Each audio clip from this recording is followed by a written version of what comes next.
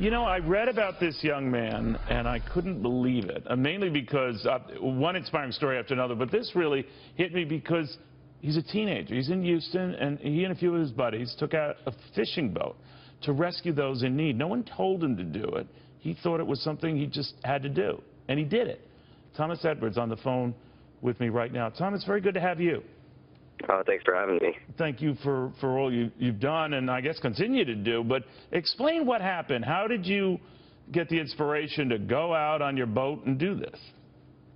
So actually, a few days prior to the storm, we had taken my friend's fishing boat back from Galveston because, I mean, we figured it'd probably get swept away by the storm. But we took it back, and we sort of knew that his whole neighborhood was going to get flooded, and that people's houses were going to be totally ruined. So we sort of entertained the notion that we were going to have to help people. So just upon yourself, I mean, there was no talk of FEMA, there was nothing like this. You had a boat, you were ready to go, and did you check with anyone, your family, your folks, anyone else? So actually, I sent a text to my mother, and I was like, is it okay if, we go out on the boat and we go help people? And I mean, I can't remember if I got a response or anything, but once we started hearing people's screams for help, we were like, we have to go. You know, it's gotten quite the global reaction, people responding and seeing these images, and a lot of it when you and your friends did this, and it's spawned more rescues. And there's that old line, no good deed goes unpunished, but in this case it was quite rewarding, but it had to be tiring because you were up to 40 or 50 rescues, right? Yes, sir. Well, I mean, that's just like a rough estimate because we were, I'd say at least 50 people, and we were the only boat out there till about 2 o'clock, and then another citizen came with his duck boat, and that kind of gave us, I guess, a feeling of relief, knowing that we weren't the only ones out there. But from about 9 o'clock to 2 o'clock, we were the only people out there with a boat. How did you know where to go, Tom?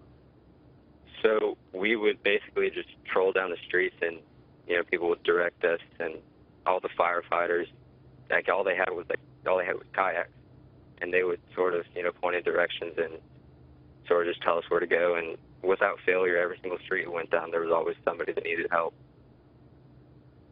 This could go on a while. They're saying, just for these waters to recede, I don't know who's right, maybe weeks. Are you prepared to do this? There is school. I don't know where you're going to have it. I mean, if the school gets back, but how are you going to keep doing this? Well, actually, the other day we followed the Coast Guard for a while trying to find somewhere to launch our boat, but I mean, we really couldn't, and I guess it's sort of disconcerting because, we've been trying to, take our trucks and, tow the boats places so we can go help people, but, it's just, a lot of the water is really patchy. Is it a Texas thing, Thomas? Is it, so many people who watch this and see this and hear about all this stuff and your efforts as well, they're just amazed, or no one questions it. You didn't question the potential danger in doing this. You just did it.